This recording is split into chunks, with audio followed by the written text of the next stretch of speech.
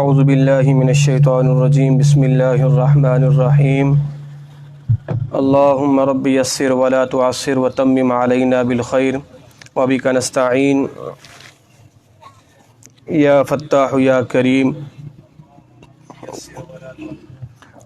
اللہم رب زدنی علما نافعا وعملا صالحا وایمانا کاملا ولسانا ذاکرا وقلبا خاشعا اللہم آنس وحشتی فی قبری اللہم ارحمنی بالقرآن العظیم واجعلہ لی اماما ونورا وہدا ورحمتا للعالمین اللہم ذکرنی منہ ما نسیت وعلمنی منہ ما جہلت وارزقنی تلاوتہ آناء اللیل وآناء النہار اللہم ربنا آتنا ما وعدتنا علی رسلک ولا تخزنا یوم القیامہ انک لا تخلف المیعاد قالوا سبحانک لا علم لنا الا ما علمتنا انک انت العلیم الحکیم اللہم رب شرح لی صدری ویسر لی امری واحلل عقدۃ باللسان یفقہ قولی اللہم افتح علینا حکمتک وانشر علینا رحمتک یا ذا الجلال والاکرام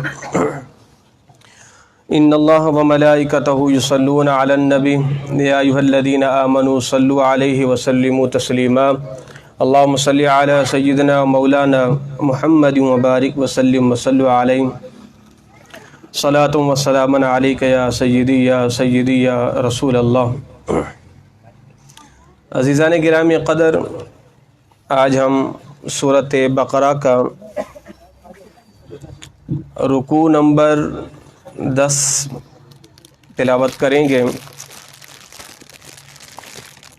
اور سورۃ بقرہ کی آیت نمبر 87 جو ہے، یہاں سے ہمارا سبق جو ہے وہ شروع ہوگا۔ اللہ رب العزت ارشاد فرماتا ہے وَلَقَدْ آتَيْنَا مُوسَى الْكِتَابَ وَقَفَّيْنَا مِن بَعْدِهِ بِالرُّسُلِ، اور بے شک ہم نے موسیٰ کو کتاب عطا کی اور اس کے بعد پہ در پہ رسول بھیجے۔ وَآتَيْنَا عِيسَى ابْنَ مَرْيَمَ الْبَيِّنَاتِ، اور ہم نے عیسیٰ ابن مریم کو کھلی نشانیاں عطا کی۔ وَأَيَّدْنَاهُ بِرُوحِ الْقُدُسِ، اور جناب عیسیٰ کی ہم نے روح القدس یعنی جناب جبریل کے ذریعے مدد کی۔ أَفَكُلَّمَا جَاءَكُمْ رَسُولٌ بِمَا لَا تَهْوَىٰ أَنفُسُكُمْ مُسْتَكْبَرْتُمْ، اور جب کبھی ان کے پاس رسول آتے اور وہ رسول وہ نہ لاتے جو ان کی خواہشوں کے مطابق ہوتا، تو بنی اسرائیل تکبر کرتے۔ فَفَرِيقًا كَذَّبْتُمْ، رسولوں کو جھٹلاتے، وَفَرِيقًا تَقْتُلُونَ، اور رسولوں کو قتل بھی کرتے۔ اب یہاں پر اللہ رب العزت نے جناب موسیٰ علی نبینا علیہ الصلاۃ والسلام سے لے کر حضرت عیسیٰ تک کم و بیش اللہ نے 4000 انبیاء کرام کو بھیجا، یعنی جناب موسیٰ سے جناب عیسیٰ تک 4000 نبیوں نے جناب موسیٰ کی شریعت کو آگے بڑھایا۔ رسول جو ہے وہ نئی شریعت لے کر آتا ہے، اور نبی نئی شریعت لے کر نہیں آتا۔ نبی جو ہے وہ اس رسول کی شریعت کو لے کر آگے چلتا ہے۔ تو جناب موسیٰ علی نبی جنا وہ اللہ کے رسول تھے، اولو العزم رسولوں میں جناب موسیٰ علیہ الصلاۃ والسلام بھی ہیں۔ تو جناب موسیٰ سے جناب عیسیٰ تک 4000 نبی آئے جو جناب موسیٰ کی شریعت کو آگے بڑھاتے رہے۔ تو اللہ رب العزت نے فرمایا کہ ہم نے جناب عیسیٰ کی جناب جبریل کے ذریعے مدد کی۔ وہ مدد کیسے کی کہ جناب بی بی مریم کو جو حمل ہوا، وہ حمل جو ہے اللہ رب العزت کے فرشتے جناب جبریل امین علیہ الصلاۃ والسلام نے آپ کے گریبان میں ایک پھونک ماری تھی، تو اس پھونک سے جو ہے جناب بی بی مریم سلام اللہ علیہا کو حمل ہوا۔ تو یہ پہلی مدد تھی جناب جبریل کی حضرت عیسیٰ کے ساتھ۔ اور پھر اس کے علاوہ جب وہ یہودی جناب عیسیٰ کو قتل کرنے کے لیے آئے، تو اللہ نے جناب جبریل کے ذریعے حضرت عیسیٰ علیہ السلام کو آسمانوں میں اٹھا لیا، یہ بھی مدد تھی۔ وہ جب آپ کو تکلیف دینا چاہتے تھے، اللہ جناب جبریل کے ذریعے مدد فرماتا تھا۔ تو یہ تو جناب عیسیٰ کا معاملہ ہے، اور اللہ رب العزت نے یہ شان حضور کے صحابہ کو بھی عطا کی ہے۔ حضور نے فرمایا نا کہ جب بھی حضرت حسان بن ثابت جو ہے وہ اہل مکہ کی ہجو کیا کرتے تھے، وہ جناب حسان بن ثابت شاعر تھے، اور حضور جو ہے وہ بھی قریشی تھے، اور جناب حسان جو ہے وہ اہل قریش کی مذمت کیا کرتے تھے، اور شاعر کا ایک مزاج ہی ہوتا ہے اپنا الگ۔ تو حضور فرماتے تھے حسان خیال کرنا میں بھی قریشی ہوں، اہل قریش کی مذمت تو تم کر رہے ہو اور میں بھی قریشی ہوں۔ تو جناب حسان کیا فرماتے، حضور میں اہل قریش کی مذمت تو کروں گا، مگر میں آپ کو ایسے الگ کر لوں گا جیسے آٹے سے بال الگ کر لیا جاتا ہے۔ اور پھر حضور دعا کیا فرماتے، اللہم ایدہ بروح القدس، اے پروردگار جناب حسان کی جبریل کے ذریعے مدد فرما۔ تو جناب جبریل کی مدد ہوتی تھی، حضرت حسان ان کو جواب دیا کرتے تھے، اس لیے کہ عرب کے اندر نہ سب سے بڑی لڑائی جو وہ لغت پر تھی، بول چال پر۔ آج بھی ہمیں اہل عرب اجمی کہتے ہیں، اجمی کا معنی گونگا، وہ کہتے ہیں تو ساری دنیا ہے ہی گونگی، اصل لوگ تو ہم ہیں۔ تو وہاں پر لڑائی ایک تو تلواروں کی تھی اور ایک ہوتی تھی کلام کی، ان جملوں کی لڑائیاں ہوتی تھی، اور جناب حسان کا ایک ایک شعر جو ہے نا وہ دو دھاری تلوار سے بھی زیادہ خطرناک ثابت ہوتا تھا۔ ایسے اشعار جو ہے جناب حسان کہا کرتے تھے۔ تو حضور نے کیا فرمایا، دعا فرمائی، اے پروردگار جناب جبریل کے ذریعے حضرت حسان کی مدد فرما۔ تو جناب جبریل مدد کرتے تھے حضرت حسان کو، حضرت حسان حضور کی مدح میں بھی اشعار کہتے تھے، اور حضور کے دفاع میں اہل مکہ کی بھی ہجو کیا کرتے تھے۔ اللہ اکبر۔ اب اللہ رب العزت جو ہے وہ اگلی آیت کریمہ میں ارشاد فرماتا ہے، وقالوا قلوبنا غلف، تو یہودی کہنے لگے کہ ہمارے دلوں پر تو پردہ ہے، یعنی اے نبی آپ کی باتیں ہم پر کیوں اثر نہیں ہو رہی، ہمارے دلوں پر پردہ ہے۔ اللہ کیا ارشاد فرماتا ہے، بل لعنہم اللہ، پردہ نہیں اللہ کی لعنتیں، بکفرہم، تمہارے کفر کی سبب سے، فقلیلا ما یؤمنون، تھوڑے تھے یہودی جو ایمان لائے، ورنہ اکثریت جو ہے وہ یہودیوں کی ایمان نہیں لائی۔ ولما جاءہم کتاب من عند اللہ، اور جب ان کے پاس اللہ کے رسول قرآن کو لے کے آئے، مصدق لما معہم، تورات کی تصدیق کرنے والا، انجیل کی تصدیق کرنے والا، زبور کی تصدیق کرنے والا، تو ظاہر ہے مجھے اور آپ کو کہاں سے پتہ چلا تورات اللہ کی کتاب ہے، انجیل اللہ کی کتاب ہے، زبور اللہ کی، تو آپ کہیں گے ہمیں قرآن سے پتہ چلا ہے، قرآن نے کہا ہے اللہ کی کتاب ہے۔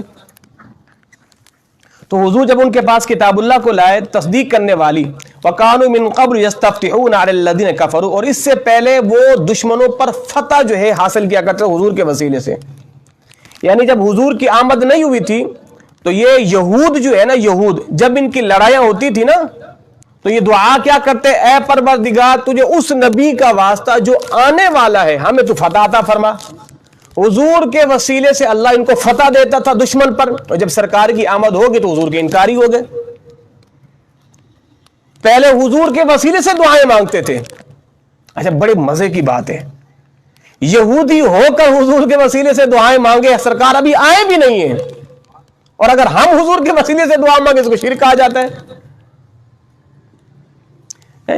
وَقَالُوا مِن قَبْلُ يَسْتَفْتِحُونَ عَلَى الَّذِينَ كَفَرُوا، اللہ فرماتے وہ اس سے پہلے حضور آپ کے نام سے فتح مانگا کرتے تھے۔ فَلَمَّا جَاءَهُم مَّا عَرَفُوا كَفَرُوا بِهِ، حضور جب آگے حضور کو پہچانا حضور کا انکار کیا۔ فَلَعْنَةُ اللَّهِ عَلَى الْكَافِرِينَ، اللہ کی لعنت ہے کافروں پر۔ اچھا حضور کو پہچانتے کیسے تھے؟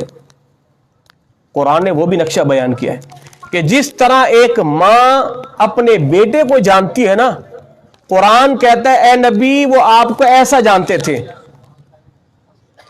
کیوں؟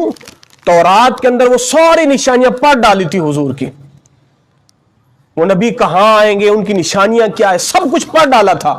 تو کہا اے نبی وہ تو آپ کو ایسے جانتے جیسے ماں اپنے بچوں کو جانتی ہے، مگر پھر بھی انکاری ہو گئے۔ اللہ اکبر، بھی سمجھترو بھی انفسہم، انہوں نے اپنی جانوں کا کتنا برا سودا کیا، ان یکفروا، یہ کہ انہوں نے انکار کیا، بما انزل اللہ بغیا، اس پر جو اللہ نے نازل کیا، انہیں حسد تھا، ان ينزل اللہ من فضلہ، اللہ نے نازل کیا اپنے فضل سے جس پر چاہے اپنے بندوں میں سے، فباؤوا بغضب علی غضب، وہ اللہ کے غضب در غضب پر لوٹے، وللکافرین عذاب مہین، اور کافروں کے لیے ذلت والا عذاب ہے۔ تو یہودیوں کو سب سے بڑا حسد پتہ کیا تھا؟ سب سے بڑا حسد ان کو یہ تھا کہ سرکار جو ہے وہ بنی اسرائیل میں نبی کیوں نہیں ہوئے، یعنی جناب ابراہیم کے دو بیٹے تھے، حضرت اسماعیل، حضرت اسحاق۔ حضرت اسحاق کے بیٹے حضرت یعقوب، اور حضرت یعقوب سے سارے بنی اسرائیل کے نبی پیدا ہوئے۔ اب اندازہ لگائیں، جب جناب موسیٰ سے جناب عیسیٰ تک 4000 نبی تو یہ ہیں، اور پھر جناب یعقوب سے حضرت موسیٰ تک کتنے نبی پیدا ہوئے ہوں گے؟ اب حضرت اسحاق سے سارے نبی اور حضرت اسماعیل سے کوئی نبی نہیں سوائے رسول اللہ صلی اللہ علیہ وسلم کی ذات کے۔ اب حضور حضرت اسماعیل کی اولاد میں سے پیدا ہوئے اور سارے نبی جناب اسحاق کی اولاد میں سے۔ اب یہودیوں کو بغض یہ تھا، حسد یہ تھا کہ سارے نبی جب بنی اسرائیل میں سے آئے ہیں تو یہ نبی بنی اسرائیل میں سے کیوں نہیں آئے؟ خالی اس وجہ سے حضور پر ایمان نہیں لائے بس، مطلب سب کچھ جانتے تھے۔ یعنی حسد کتنی بڑی خطرناک چیز ہے، ایمان سے بھی ان بدبختوں کو محروم کر دیا۔ اللہ اکبر۔ تو اللہ رب العزت ارشاد فرماتے ہیں یہ تو اللہ کا فضل ہے، بھی اللہ جسے چاہے عطا فرما دے۔ اللہ کے فضل پر تو کوئی روک ٹوک نہیں ہے۔ اب میں کہوں جناب علی یہ تو مجھے چیز ملنی چاہیے تھی، یہ تو کسی غریب فقیر کو مل گئی، اللہ کا فضل ہے نا، رب جسے چاہے عطا کر دے۔ تو رب کی دین پر تو کوئی انگلی تو نہیں اٹھا سکتا، مالک کی مرضی ہے بھائی، رب جسے چاہے شکل دے، جسے چاہے دولت دے، جسے چاہے شہرت دے، جسے چاہے عزت دے، رب جسے جو دے مالک کی مرضی ہے۔ اللہ اکبر۔ اللہ رب العزت آگے ارشاد فرماتا ہے وَإِذَا قِيلَ لَهُمْ آمِنُوا، جب ان سے کہا گیا ایمان لاؤ، بِمَا أَنزَلَ اللَّهُ، اس پر جو اللہ نے نازل کیا، تو کہنے لگے ہم ایمان لائیں گے اس پر جو ہم پر نازل کیا گیا ہے، وَيَكْفُرُونَ بِمَا وَرَاءَ، اور اس کے علاوہ ہم نہیں مانتے، یعنی تورات پر ایمان لائیں گے، قرآن پر ایمان نہیں لائیں گے۔ وَهُوَ الْحَقُّ مُصَدِّقًا لِمَا مَعَهُمْ، جبکہ قرآن بھی تو حق ہے، اس لیے کہ قرآن تو تمہاری تورات کی تصدیق کر رہا ہے۔ اچھا پھر اللہ کیا ارشاد فرماتے ہیں؟ اچھا یہ بتاؤ قُلْ فَلِمَ تَقْتُلُونَ أَنْبِيَاءَ اللَّهِ، اگر تم کہتے ہم تورات کو ہی مانیں گے، بھلا یہ بتاؤ تم نے نبیوں کو پھر قتل کیوں کیا ہے؟ تورات بھی تو حق ہی تھی، تم نے نبیوں کو قتل کیوں کیا ہے؟ ان کنتم مؤمنین، اگر تم مومن ہو ذرا بتلاؤ تو صحیح۔ اللہ اکبر، اللہ اکبر۔ اللہ رب العزت آگے ارشاد فرماتے ہیں وَلَقَدْ جَاءَكُم مُوسَىٰ بِالْبَيِّنَاتِ، اور جب ان کے بعد جناب موسیٰ کھلی نشانیاں لائے، ثُمَّ اتَّخَذُوا الْعِجْلَ، اور ان کے دلوں میں بچڑے کی محبت رچ بس گئی تھی، بعد اس کے وَأَنْتُمْ ظَالِمُونَ، تم نے کیا کیا؟ ظلم کیا۔ تو جناب موسیٰ علی نبینا علیہ الصلاۃ والسلام جب کوہ طور سے 40 دن کے بعد آئے نا، تو بچڑے کی محبت دل میں اتنی سرایت کر گئی، اتنی گہری ہو گئی، اتنی گہری ہو گئی کہ آپ کے سمجھانے کے باوجود بھی بچڑے کی محبت ان کے دل سے جا نہیں رہی تھی۔ جب کسی کا شقیق القلب ہونا لکھ دیا جائے نا، تو پھر وہ بندہ نبی کی بات کو بھی ایکسپٹ نہیں کرتا۔ اللہ اکبر۔ اللہ کے ارشاد فرماتا ہے وَإِذْ أَخَذْنَا مِيثَاقَكُمْ، جب ہم نے تم سے وعدہ لیا، وَرَفَعْنَا فَوْقَكُمُ الطُّورَ، تم نے ہم پر کوہ طور کو بلند کیا، لو ما آتیناکم، جو ہم نے تمہیں دیا مضبوطی کے ساتھ، اور یاد کرو قالوا، انہوں نے کہا سمعنا وعصینا، ہم نے سنا تو ہم مانیں گے نہیں۔ یعنی ہم نے گزشتہ یہ درس میں بیان کیا تھا کہ بنی اسرائیل کو تورات کیسے دی گئی تھی؟ کوہ طور کو ان کے اوپر اٹھا دیا گیا تھا، پکڑو تورات کو، کہا لیتے لیتے لیتے۔ اور آج بھی کچھ یہودی جو ہے وہ سجدہ یوں کرتے ہیں، اپنے رخساروں کو زمین پر لگاتے ہیں۔ وہ کیوں؟ اس لیے کہ جب جناب جبریل نے کوہ طور کو ان کے اوپر بلند کیا تھا تو وہ ان کی شکل یوں ہو گئی تھی، تو اس وجہ سے آج بھی رخسار اپنا زمین پہ کرتے، ہمارا سجدہ بھی یوں ہی ہے۔ تو کیا کہا؟ قالوا سمعنا، ہم لیتے تھے، ہم مانیں گے نہیں، ہم عمل نہیں کریں گے۔ کیوں؟ وَأَشْرِبُوا فِي قُلُوبِهِمُ الْعِجْلَ بِكُفْرِهِمْ، اس وجہ سے ان کے دلوں میں بچڑے کی محبت رچ بس چکی تھی۔ قُلْ بِئْسَ مَا يَأْمُرُكُمْ بِهِ إِيمَانُكُمْ، اللہ ارشاد فرماتا ہے تمہیں کتنا برا حکم دیتا ہے تمہارا ایمان، اگر تم مومن ہو۔ اگر تم کہتے ہو ہم مومن ہیں تو پھر تمہارا ایمان کس کام کا جو تمہیں بچڑے کی محبت پر تو اکساتا ہے، اللہ کی محبت پر تو نہیں اکساتا؟ یعنی یہ کون سا ایمان ہے کہ یہ تمہیں رب کی محبت سے دور کرتا ہے؟ اللہ اکبر۔ پروردگار آگے ارشاد فرماتا ہے قُلْ إِن كَانَتْ لَكُمُ الدَّارُ الْآخِرَةُ عِندَ اللَّهِ خَالِصَةً مِّن دُونِ النَّاسِ، اب یہودی کیا کہا کرتے تھے؟ تم فرما دو اے حبیب، اگر دوسرے لوگوں کو چھوڑ کر آخرت کا گھر اللہ کے نزدیک خالص تمہارے لیے ہی ہے تو تم موت کی تمنا کرو اگر تم سچے ہو۔ تو یہودی کہتے تھے جنت میں کوئی نہیں جائے گا، ہم ہی جائیں گے۔ عیسائی کہتے تھے کوئی نہیں جائے گا، ہم ہی جائیں گے۔ تو قرآن کیا کہتا ہے؟ اچھا ایسا ہی ہے تو پھر تم موت کی تمنا کرو، مر جاؤ بھائی، جلدی مرو گے جلدی جنت میں پہنچو گے، موت کی تمنا کرو۔ اللہ اکبر۔ اور میرے مدنی آقا صلی اللہ تعالی علیہ وآلہ وسلم نے ارشاد فرمایا اگر یہودی اس وقت موت کی تمنا کر لیتے نا اللہ سارے یہودیوں کو موت دے دیتا، مگر یہودی کبھی بھی موت کی تمنا نہیں کرے گا۔ مگر مومن کی کیا شان ہے؟ اللہ اکبر، مومن تو موت کی تمنا کرتے ہیں، وہ بھی راہ حق کے اندر یا حضور کے شہر کے اندر۔ اب جناب عبداللہ بن عباس رضی اللہ تعالی عنہ سے مروی تھی اگر یہودی تمنا کرتے سارے مر جاتے، اور جناب عمر فاروق دعا کرتے تھے اللہم ارزقنی شہادتا فی سبیلک واجعل موتی فی بلد رسولک، اے پروردگار مجھے اپنی راہ میں شہادت دے اور دے بھی اپنے رسول کے شہر میں۔ حضرت حفصہ آپ کی بیٹی کہا بابا جان یہ کیسے ہوگا؟ شہادت اور وہ بھی سرکار کے شہر میں، یہ کیسے ہوگا؟ یعنی اس لیے کہ یہاں تو سارے مومن ہیں، سارے مسلمان ہیں، تو یہاں بھلا آپ کے آ کر آپ کو کون شہید کرے گا؟ آپ یہ جو دعا مانگتے ہیں شہادت بھی سرکار کے شہر میں، یہ کیسے ہوگا؟ کسی غزوے میں ہوتا تو الگ بات ہوتی ہے، مدینے کے اندر جناب عمر رضی اللہ تعالی عنہ نے ارشاد فرمایا کہ اللہ ایسا ہی کرے گا، اور پھر ایسا ہی ہوا۔ نماز فجر کی حالت میں جناب عمر فاروق کو شہید کیا گیا، شہادت بھی مل گئی، سرکار کا شہر بھی مل گیا۔ اور جناب خالد بن ولید رضی اللہ تعالی عنہ کی جب لڑائی ہوئی نا ایرانیوں سے، تو ایرانی تو سارے بزدل تھے۔ اچھا آج بھی ایرانی نا دو شخصیات سے سب سے زیادہ نفرت کرتے ہیں، ایک جناب عمر فاروق سے اور ایک خالد بن ولید سے، آج بھی تاریخ گواہ ہے، حالانکہ ہیں مسلمان، مگر ایران کو فتح کرنے والی جو عمر کی ذات ہے۔ تو جناب عمر رضی اللہ تعالی جناب خالد بن ولید رضی اللہ تعالی نے فرمایا کہ تمہیں پتہ نہیں ہے تمہارا کس قوم سے پالا پڑا ہے۔ ایرانیوں سے کہا کہ جس طرح تمہیں شراب محبوب ہے نا، شراب شوق سے پیتے ہو، ہم وہ مسلمان ہیں جو خون شوق سے پیتے ہیں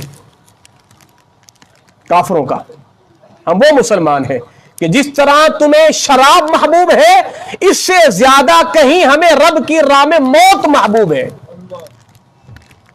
ہمیں رب کی راہ میں موت محبوب ہے۔ اللہ اکبر۔ پروردگار آگے ارشاد فرماتا ہے وَلَن يَتَمَنَّوْا أَبَدًا بِمَا قَدَّمَتْ أَيْدِيهِمْ، اے نبی یہ ہرگز کبھی بھی موت کی تمنا نہیں کریں گے، کیوں؟ بِمَا قَدَّمَتْ أَيْدِيهِمْ، جو ان کے ہاتھوں نے آگے بھیجا ہے۔ آگے کیا بھیجا ہے؟ دنیا کی دولت۔ وَاللَّهُ عَلِيمٌ بِالظَّالِمِينَ، اللہ خوب جانتا ہے ظالمین کو۔ وَلَا تَجِدَنَّ مَحْرَصَ النَّاسِ عَلَى حَيَاتٍ، اے نبی آپ ان یہودیوں کو بہت زیادہ حریص پائیں گے زندگی پر۔ وَمِنَ الَّذِينَ أَشْرَكُوا، اور جو مشرک ہیں ان سے بھی زیادہ۔ یود احدہم لو یعمر الف سنہ، مشرک تو یہ چاہتے ہیں کہ انہیں 1000 سال کی عمر دی جائے۔ وما هو بمزحزحه من العذاب ان يعمر، اے نبی ان سے کہہ دیجئے اگر اللہ تمہیں 1000 برس کی عمر بھی دے دینا پھر بھی تم عذاب سے بچنے والے نہیں ہو۔ واللہ بصیر بما یعملون، اللہ دیکھتا ہے جو تم کرتے ہو۔ اچھا مشرکین کا ایک گروہ تھا مجوسی یعنی جو آگ کی پوجا کرتے، وہ بھی مشرک تھے۔ اچھا وہ جب بھی ملتے تھے نا آپس میں تو ایک دوسرے کو دعا کیا دیتے تھے؟ زہ 1000 سال، زہ 1000 سال، یعنی تم 1000 سال جیو۔ ہم بھی ملتے کہتے بھئی حیاتیاں، ایک لفظ ہے پنجابی کے اندر حیاتیاں، یہ تو اردو میں بھی حیاتی یعنی حیاسی یعنی زندگیاں، مگر مجوسی جب ملتے تھے تو کیا کہتے تھے؟ زہ 1000 سال، زہ 1000 سال، تیری 1000 سال عمر، تیری 1000 سال عمر۔ اللہ کہتے ہیں مجوسی کہتے ہیں ہمیں 1000 سال کی عمر دی جائے، اور یہودی ان سے بھی زیادہ زندگی کی تمنا کرتے ہیں، یعنی اس سے بھی زیادہ ہمیں عمر ملے۔ کہا یہ یہودی موت کی تمنا کریں گے؟ کبھی بھی نہیں کریں گے۔ اللہ اکبر۔ پروردگار آگے ارشاد فرماتا ہے قل من کان عدوا لجبریل فانه نزله على قلبك باذن اللہ، اے نبی ان سے فرما دیجئے کہ جو کوئی جبریل کا دشمن ہے سو ہو، بے شک اس نے تمہارے دل پر اللہ کے حکم سے یہ اتارا ہے۔ تصدیق کرنے والا جو تمہارے ہاتھ میں وہ ہدایت ہے، خوشخبری ہے اہل ایمان کے لیے۔ یہودیوں میں سے ایک شخص حضور کے پاس حاضر ہوا اور کہنے لگا اللہ کے نبی آپ یہ بتائیں آپ کے پاس جو فرشتہ پیغام لاتا اس کا نام کیا ہے؟ آپ نے فرمایا جبریل۔ کہ پھر ہم ایمان نہیں لائیں گے۔ کہ اگر آپ پر میکائیل وحی لائے پھر تو ایمان لائیں گے، اگر جبریل آپ پر وحی لائے تو ہم ایمان نہیں لائیں گے۔ یہودی کہنے لگے کہا کیوں؟ کہا اس لیے کہ جبریل ہمارا دشمن ہے۔ یہودی کہنے لگے جبریل ہمارا دشمن ہے، اور تمہارا دشمن کیسے ہے؟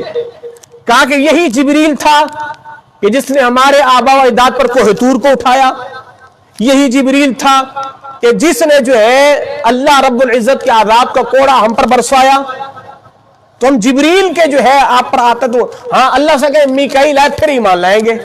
یعنی جہالت کی حد تو دیکھیں۔ پروردگار کیا ارشاد فرماتا ہے، من کان عدو للہ و ملائکتہ، اے نبی جو دشمن ہو اللہ کا، اس کے فرشتوں کا، اس کے رسول کا، اور جبریل کا، میکائیل کا، اللہ بھی اس کا دشمن ہے، یعنی اللہ بھی اس کا دشمن ہے۔ اب یہاں سے جو ہے وہ حدیث قدسی ہے، من عاد لی ولیا فقد آذنت بالحرب، اللہ فرماتا ہے جس نے میرے ولی سے دشمنی کی میں اسے اعلان جنگ کرتا ہوں۔ اب دیکھیں یہاں پر تو اتنا کہا نا یہودیوں نے کہ جبریل ہمارا دشمن ہے، پروردگار نے کیا فرمایا کہ جو دشمن سمجھتا ہے جبریل کو، میکائیل کو یا رسول کو، اللہ بھی اس کا دشمن ہے، یا وہ ہمارا بھی دشمن ہے۔ تو گویا کہ جو رب کے محبوب بندوں کو اپنا دشمن سمجھے پھر رب بھی اسے دشمن سمجھتا ہے۔ وَلَقَدْ أَنزَلْنَا إِلَيْكَ آيَاتٍ بَيِّنَاتٍ، بے شک ہم نے تمہاری طرف روشن نشانیاں اتاری، وَمَا يَكْفُرُ بِهَا إِلَّا الْفَاسِقُونَ، اور ان روشن نشانیوں کا انکار صرف فاسق کر سکتا ہے، مومن نہیں۔ أَوَكُلَّمَا عَاهَدُوا عَهْدًا نَبَذَهُ فَرِيقٌ مِّنْهُمْ، جب بھی ان سے عہد لیا گیا تو اہل یہود نے عہد کو توڑ دیا، وعدے کو توڑ دیا، بل اکثرهم لا يؤمنون، ان میں سے اکثر جو وہ مومن نہیں ہیں۔ وَلَمَّا جَاءَهُمْ رَسُولٌ مِّنْ عِندِ اللَّهِ، جب ان کے پاس کوئی رسول آتا اللہ کی طرف سے تصدیق کرتا ہوا، نبذ فریق من الذین اوتوا الکتاب، تو کیا کرتے کچھ لوگ اس کتاب کو اٹھا کے پس پش ڈال دیتے، کتاب اللہ وراء ظہورہم، اللہ کی کتاب کو اپنی پیٹھوں کے پیچھے ڈال دیتے، کأنہم لا یعلمون، گویا کہ وہ جانتے ہی نہیں ہیں۔ تو کتاب کو اٹھا کے پیچھے پھینکنے کا مطلب یہ نہیں کہ کتاب اٹھا کے پیچھے پھینکنا، مطلب یہ کہ اس کی تعلیمات کو اٹھا کے پیچھے پھینکنا۔ ہم اسے اپنے اردو میں بھی استعمال کرتے نا، یار تم نے میری باتوں کو ٹکے ٹکے بھاؤ بیچ دیا ہے، میری باتوں کو تم نے کوڑی کے بھاؤ کر دیے۔ اب اس کا مطلب یہ تو نہیں کہ بندہ کہیں جا کے کباڑ میں بیچ رہا ہو، مطلب کیا ہے کہ تم نے میری باتوں کو کوئی اہمیت ہی نہیں دی۔ تو قرآن بھی یہی کہہ رہا ہے، انہوں نے اٹھا کے پس پشت پیٹ کے پیچھے ڈال دیا۔ اللہ اکبر اللہ اکبر۔ تو جب اہل یہود کی تباہی کا سب سے بڑا سبب کیا تھا، تورات کو اٹھا کے پھینک دیا، عمل کرنا چھوڑ دیا، اور مسلمانوں کی تباہی کا سبب بھی اس دور میں یہی ہے کہ قرآن کی تعلیمات پر عمل کرنا چھوڑ دیا۔ اور یہاں تک بھی لکھتا ہے کہ یہودی جو ہے وہ ریشم کے لباس میں تورات کو رکھا کرتے تھے، سونے کی صندوقیں بنا کے تورات کو اس کے اندر رکھتے تھے، مگر عمل نہیں کرتے تھے۔ آج آپ دیکھ لیں ہمارے یہاں بھی یہی ہے، قرآن کو سب سے بہترین مہنگے وقت پر قرآن کی چھپائی ہو رہی ہے، اور قرآن کے لفظوں کی سونے کی تاروں سے بھی لکھائی ہو رہی ہے، اور بہترین قسم کے وہ راحیل کہنے یا صندوقیں کہنے، بہترین جناب علی وہ قرآن سجا ہوا ہے۔ اب لینے جائے جناب علی وہ دہیج والا قرآن دیجئے، ایک بہترین خوبصورت، مگر یہ بتائے قرآن کو تو سجا لیا ہے، عمل تو نہیں کیا، فائدہ کیا ہے؟ اور یہودی بھی یہی کرتے تھے۔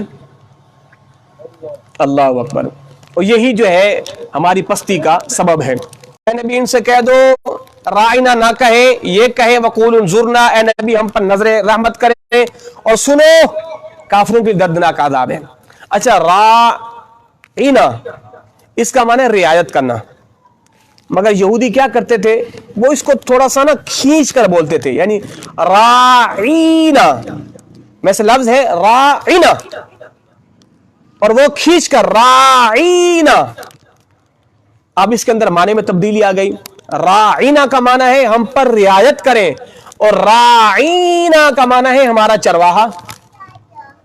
اب صحابہ کہتے تھے رائنا، حضور ہم پر رعایت کریں، یعنی یہ بات دوبارہ ارشاد فرمائے۔ اب یہودی کہنا رائنا یعنی معاذ اللہ یہ نبی ہمارا چرواہا ہے۔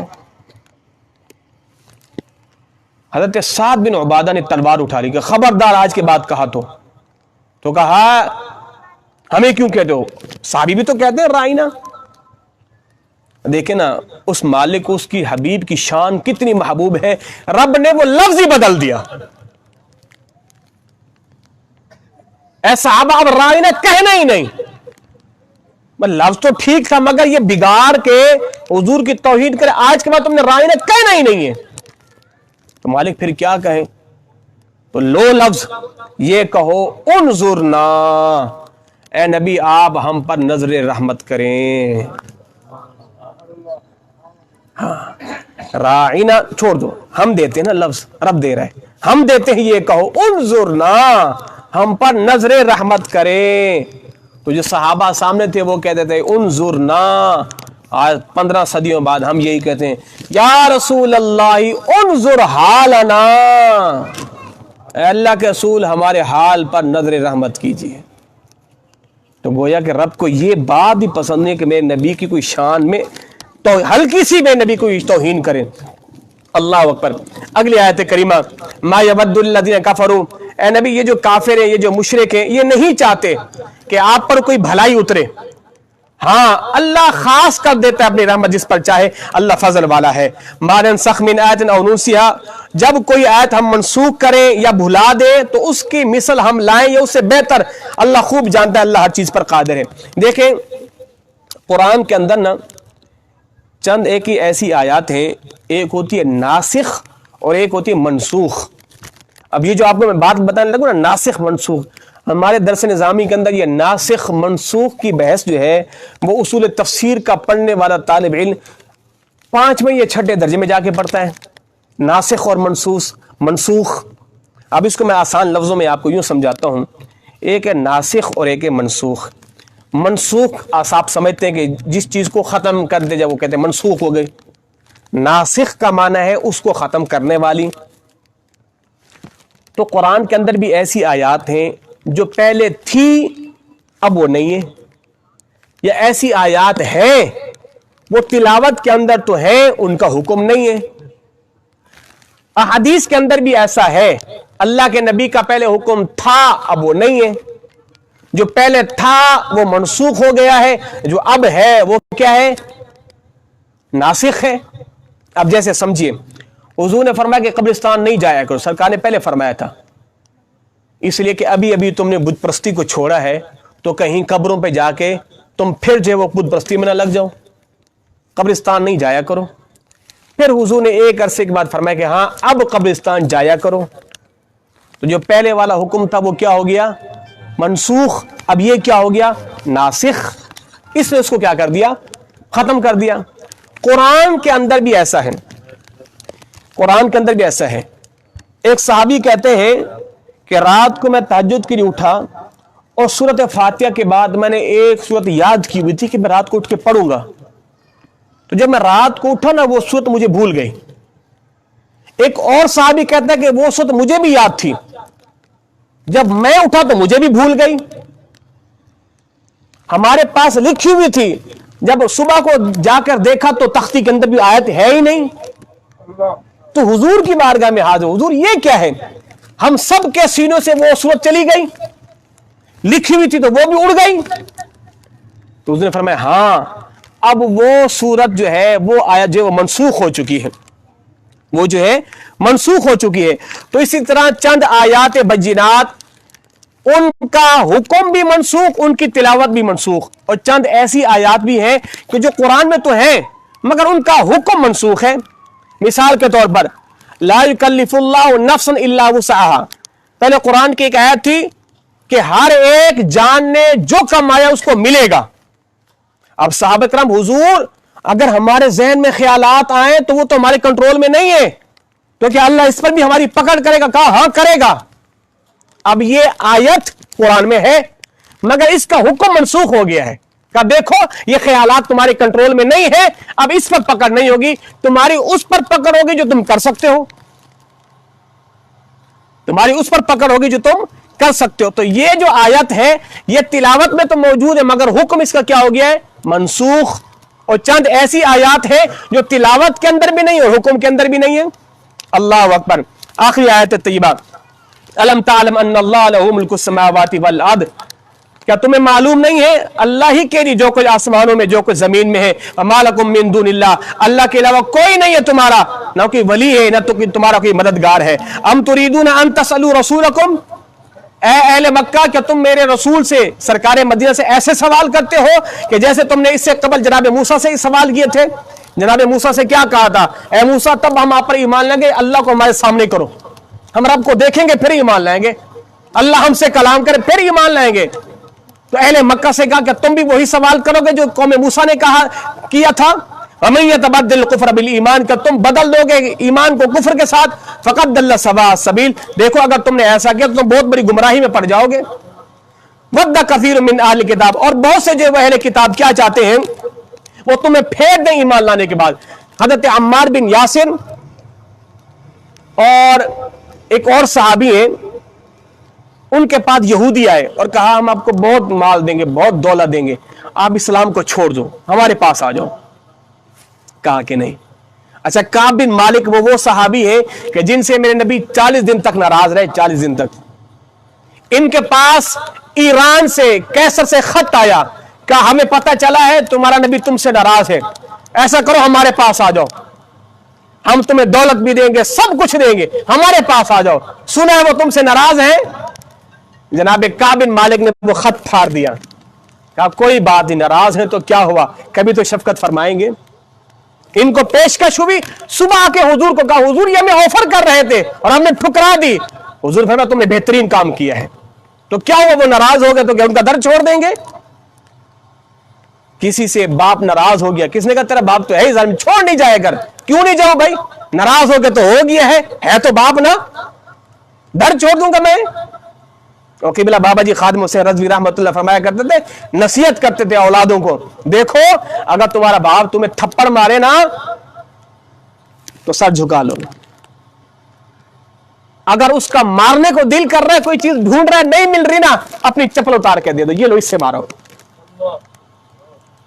تو کہہ رہے یار یہ بتاؤ جب تم چپل اتار کے دو ابا اس سے مار، بھلا ایمان سے بتاؤ وہ کیا مارے گا تمہیں؟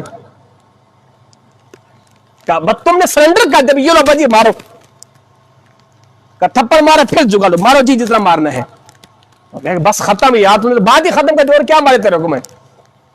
تو جب بندہ کہ نہیں چھوڑیں گے نہیں، مر ہی جاؤں گھر میں جاؤں در تمہارا چھوڑ کر، کیوں جائیں آپ کا در چھوڑ کر؟ ناراض ہوئے تو کیا ہوا، ناراضگی میں تو محبت ہی ہے نا۔ اللہ اکبر۔ تو فرمایا کہ حسد من عند انفسہم، ان کے دلوں میں حسد ہے، تمہیں پھیرنا چاہتے ہیں، جبکہ ان پر حق واضح ہو گیا، فاعفوا واصفحوا، ان کو چھوڑو، ان کے دل سے درگزر کرو، اللہ اپنا حکم لے آئے گا، ان اللہ علی کل شیء قدیر، اللہ ہر چیز پر قادر ہے، واقیموا الصلاۃ، نماز قائم کرو، وزکات دو، وما تقدموا لانفسکم من خیر تجدوہ عند اللہ، اور جو تم اپنی جانوں کے لیے بھلائی آگے بھیجو گے ضرور اللہ کے پاس پاؤ گے، ان اللہ بما تعملون بصیر، بے شک اللہ جانتا ہے، دیکھتا ہے جو تم کرتے ہو۔ اللہ رب العزت کی بارگاہ میں دعا گو پروردگار عمل کی توفیق عطا فرمائے۔